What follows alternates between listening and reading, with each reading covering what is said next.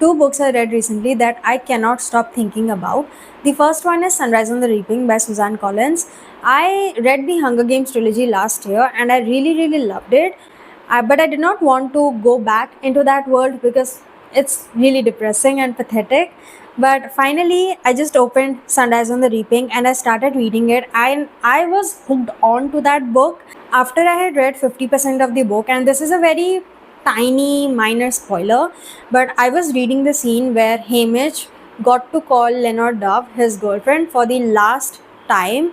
When it really hit me, actually, I was reminded of the fact that these are 16-year-old children, and I just recollected every single thing about the Hunger Games, the trilogy, first trilogy, and I was so depressed and I felt so guilty and ashamed of myself that I was actually entertained by this book. And obviously, the reality hits too close, even in a dystopian novel like Sunrise on the Reaping. So, yeah, I just cannot stop thinking about it. And the way it showed how propaganda works, it's just really depressing.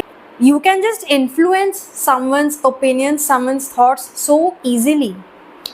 Like, it's really disturbing if you think about it on a deeper level. The second book is Flowers for Algernon by Daniel Keyes.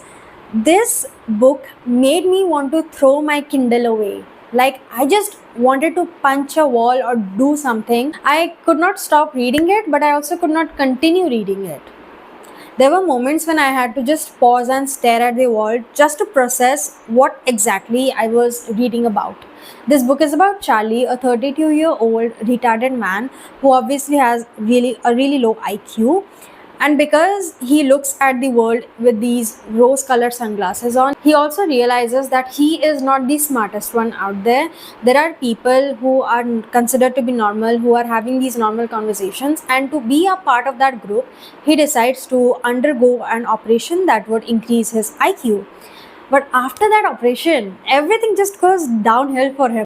This book is not only about intelligence, but it is also about emotions, about empathy, about how cruel some human beings can be, especially if you are different or especially if you're not the type of person that they are. It also talks about the loneliness that comes when you are a little bit different than what is considered to be normal.